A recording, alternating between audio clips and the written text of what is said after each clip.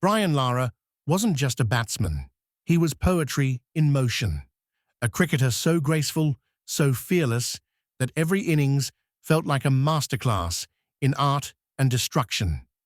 He's the only man to score 400, not out, in a test. The only player to break and reclaim the record for the highest individual score in the format. And at a time when West Indies cricket struggled, Lara became the lone warrior, carrying a fading empire with style and brilliance. With a net worth of over $60 million, Lara turned his cricketing genius into global fame, endorsement deals, and lasting legacy. But beyond the stats and spotlight, he's remained grounded, a man of quiet strength and deep pride in his roots. This is the story of Brian Charles Lara, the boy from Trinidad who rose to become a cricketing legend. Stick around to discover how he stunned the world with 501 not out, his rivalry with Sachin Tendulkar, and the incredible moment he retired mid-match, only to stage the greatest comeback of his life. Early life, born to bat. Born on May 2nd, 1969, in Santa Cruz, Trinidad, Brian Lara was the 10th of 11 children in a close-knit family. His father, Bunty, was a cricket enthusiast who made sure young Brian was exposed to the game early. By age 6, he was enrolled in coaching clinics every Sunday. His older sister, Agnes, also played competitive cricket, and talent ran deep in the Lara bloodline. By the time he was a teenager, it was obvious Brian was special. At Fatima College, he dominated school cricket. At 14, he scored 745 runs in a season, a record. He was elegant, left-handed, and unbothered by pace or spin. Everything about his game whispered greatness. In 1990, at just 20 years old, he made his Test debut for the West Indies against Pakistan. The world didn't know it yet, but a cricketing revolution had begun, exploding onto the scene. Lara's true arrival came in 1993 against Australia in Sydney. His 277-run masterclass was a warning shot. He danced down to spinners, pulled paces with grace, and batted like a man in his own dimension. Commentators called it one of the finest innings ever played on Australian soil. And it was just the beginning. Then came 1994, the year Brian Lara tore the record books apart. First, he broke Sir Garfield Sober's 36-year-old record of 365 by scoring 375 against England in Antigua. The Prince had dethroned the King. Sobers himself was present, walking onto the field to hug Lara as history was made. But Lara wasn't done. Just weeks later, playing for Warwickshire in English county cricket, he did the unthinkable. 501 not out against Durham, the highest individual score in first-class history. No one before or since has crossed 500 in a professional innings. It was more than a number. It was a statement. Brian Lara wasn't human. He was art, wearing pads, lone warrior in a fading empire. Throughout the 90s and early 2000s, West Indies cricket was on the decline. The glory days of Clive Lloyd, Viv Richards, and Malcolm Marshall had faded. But Lara refused to let the Caribbean spirit die. He became the team's heartbeat. In 1999, he single-handedly dragged the West Indies to a 2-2 series draw against the mighty Australians.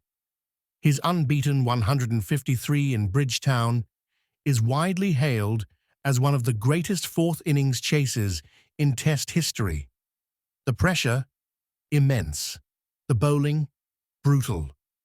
But Lara stood tall, with calm, class, and Caribbean fire. Then, in 2004, he shocked the world again. Against England, at the same ground where he'd once made 375, Lara did the unthinkable.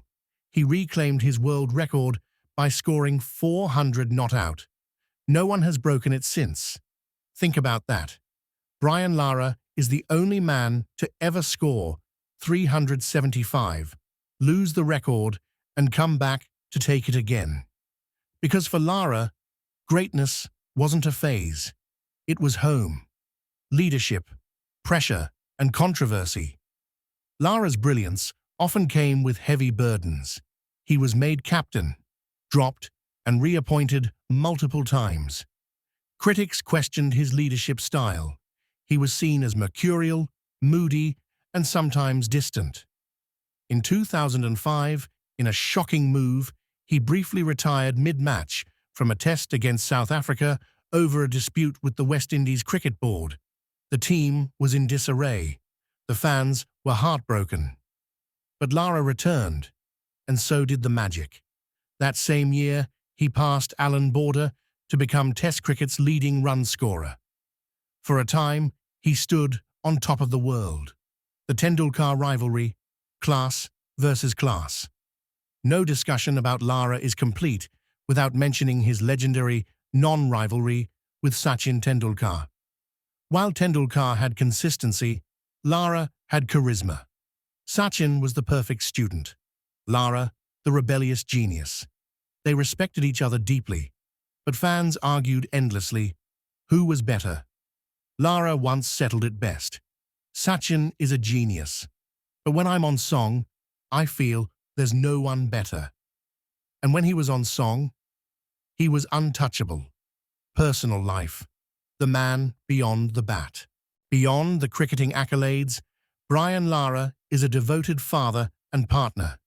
He shares two daughters, Sydney, born 1996, and Tyler, born 2010, with Trinidadian journalist and model Liesl Rovedas. Sydney's name is a tribute to the Sydney Cricket Ground, where Lara scored his maiden Test century. While Lara and Rovedas have maintained a private relationship, their bond and commitment to family are evident.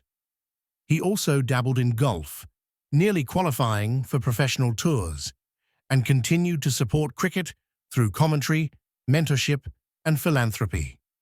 He established the Pearl and Bunty Lara Foundation in honor of his parents, focusing on health and education in the Caribbean. In 2009, he was inducted into the ICC Hall of Fame. Later, a cricket stadium in Trinidad was named after him, the Brian Lara Cricket Academy, fitting tribute to a man who gave everything to West Indies cricket: wealth, properties, and lifestyle. With a net worth estimated between $60 million and $70 million, Lara's wealth stems from his cricketing career, endorsements, and business ventures. He owns a luxurious mansion in the upscale neighborhood of St. Anne's in Port of Spain, featuring modern amenities, a garden, and a swimming pool. An avid car enthusiast, Lara's collection includes a BMW 2 Series convertible and a Mercedes. Despite his affluence, Lara is known for his modest lifestyle, often seen in casual attire and valuing simplicity over extravagance, style, grace, and immortality. Lara didn't need power, he had placement. He didn't sledge, he smiled. He didn't chase fame, it found him. From the high backlift to the graceful flicks off the pads, from the cover drives that belonged in a museum to the ability to go from 0 to 100 in minutes, Lara redefined elegance. He wasn't built for mediocrity. He was built for moments, moments that stopped the world. Legacy of the Prince. Brian Lara's legacy isn't just in runs or records. It's in the feeling he gave fans. He was the artist in a game of engineers. When Lara batted, everything else paused. Stadiums hushed. Bowlers sighed. He carried a broken West Indies team on his back and still soared. He inspired a generation from Kingston to Kigali, from Mumbai to Melbourne. Cricket had many giants, but only one prince. Brian Charles Lara, a master, a marvel, a myth. If you enjoyed this story, hit that like button, share your favorite Lara moment in the comments, and don't forget to subscribe for more unforgettable journeys of cricket's true legends.